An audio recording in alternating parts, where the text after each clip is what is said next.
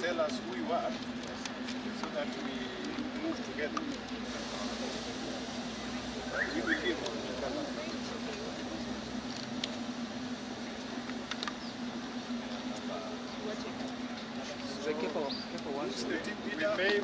We may want to know, and we shall also introduce ourselves to you before we make this statement. Ladies and gentlemen, this introduction is okay, 24. Is how much? Oh,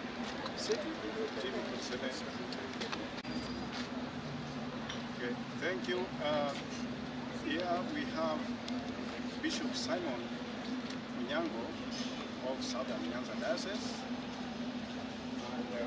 We want to tell you that we are ACK Nyanza Region Bishops, Anglican Church of Kenya, Nyanza Region Bishops.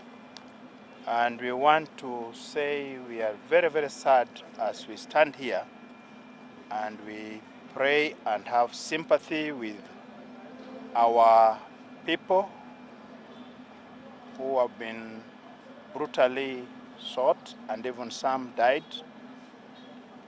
And therefore, we would like to bring our statement to you.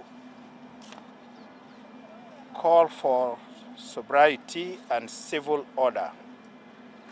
We, the 5 Anglican bishops representing Nyanza Episcopal Sees, have gathered here at Jaramogi Odinga Teaching and Referral Hospital to pray with the family and the victims of the recent police brutality. We are gathered here not to celebrate a winning match in a political field, but to share our sorrow with the victims of excessive force by our security personnel in an attempt to suppress demonstrations. We are here to pray for all Kenyans of goodwill to gather courage and speak the truth to the ruling power that the era of regressive approach to civil dissent is not the bullet or explosion of anger, but the willing heart to listen to the voice of the agitated people. The letter of James chapter 1 verses 19 through to 24 says, be ready to listen and quick to listen than being loud to speak without engaging your mind and without reasoning. We need to listen to that. We are asking the government to free Kenya to civility. Dear Kenyans, our country is in a state of war between the government and its supporters on one side, and the opposition and those who see things differently on the other side. It is crystal clear that the rule of law has been suspended and state of anarchy allowed to reign without respite. It is becoming clear that the Luo community is singled out specifically for brutal attack, and this must not be allowed in a country that is priding itself as the most stable in East and Central Africa. Luo community has not committed a crime against the government to deserve such a kind of rage. Over the years, it has been proven that the community has worked well with all the previous regimes, and any form of selective profiling has been adversely minimized. The evidence of excessive force the police in this region has applied during the previous demonstrations is brutal, evil, uncivilized, and an affront of civilization. Following the recent remarks by leaders that have left Kenyans more divided than united, we, the Anglican bishops from Nyanza region, wish to state as follows.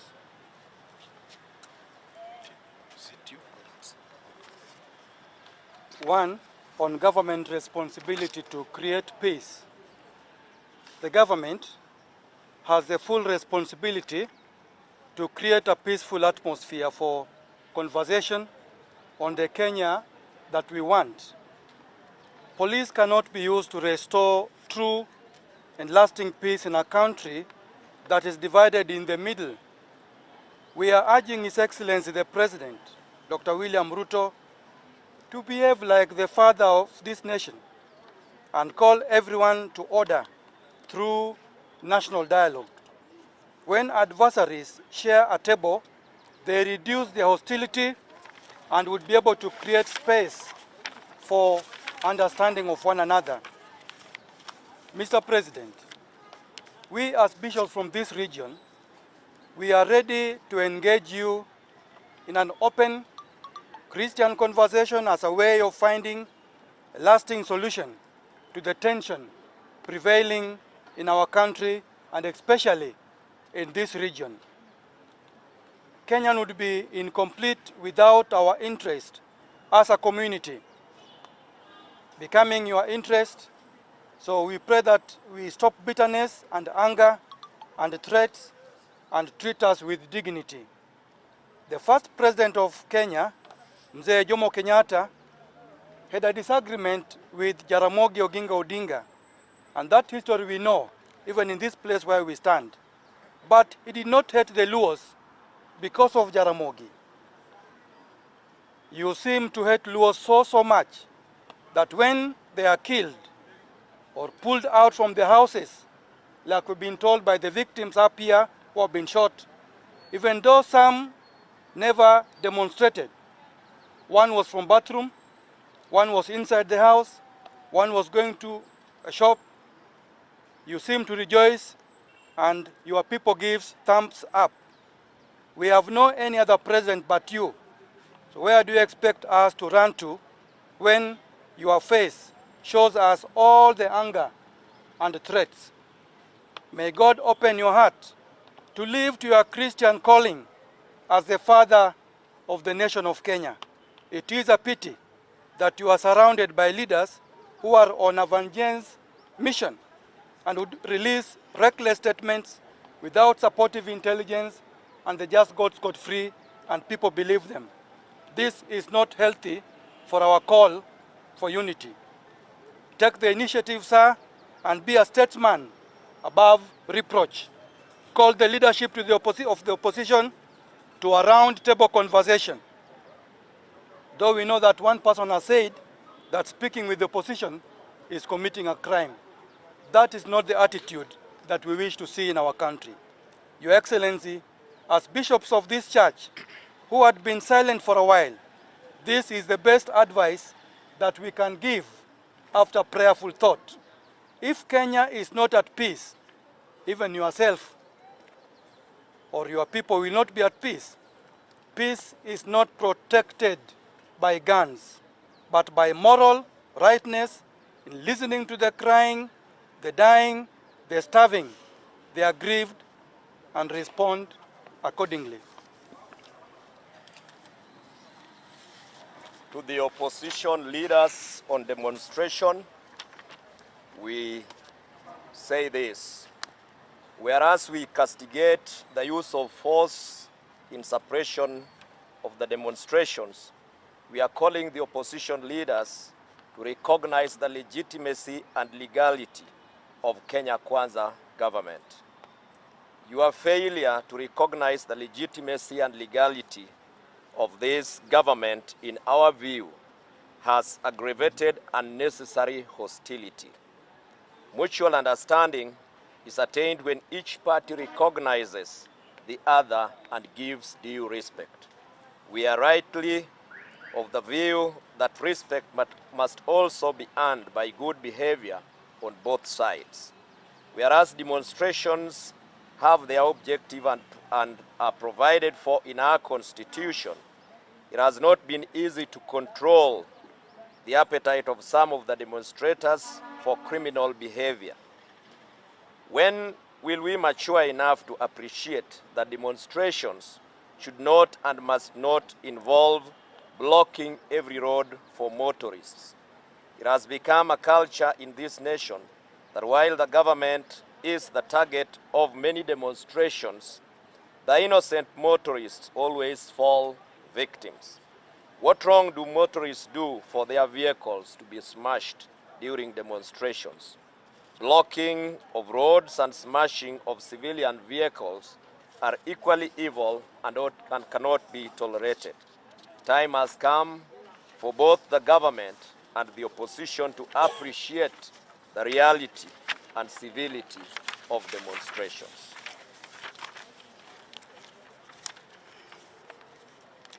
On the way the Kenyatta family has been handled by the state, we strongly believe that responsible leadership must exercise tolerance beneath and above the surface of logic.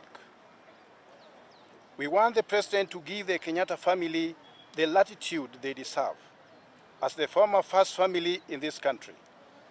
A phone call to the former president would save this nation of such an embarrassment that we have witnessed for the last few days. If we want to run this country on the basis of suspicion, fear, and vendetta, then no one will remain in this country. Fueling tension through reckless utterances cannot save this nation from its economic woes. A national conversation is critical as a panacea for peaceful transition. In conclusion, Kenya belongs to all of us, irrespective of our names and locations of birth. We must appreciate the goodwill of our culture that embraces tolerance, forgiveness, and responsible behavior. No one should feel like an alien in this nation because of his ethnic background. Police are not born of aliens either. They are our own biological brothers, sisters, friends, and you may name it. They require our prayers and counseling. Police bosses, don't issue orders to your juniors to kill the innocent. The curse they will shoulder for shedding innocent blood will also catch up with you. You must show human faith when dealing with civil unrest. May God save Kenya and grant us the favor of listening to one another. Thank you, and God bless. That marks the end of our press statement to the nation. But we've seen, Bishop, you guys have expressed a lot of interest and humility towards this cause.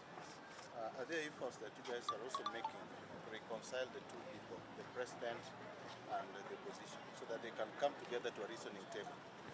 I think as a church, we have our umbrella body. We have National Council of Churches of Kenya. We have our Anglican head office, provincial, and we have interreligious groups. All these groups at national level, they have tried to reach out to them. And we are still waiting for their responses, including Catholics. So no response as yet? We are yet to receive.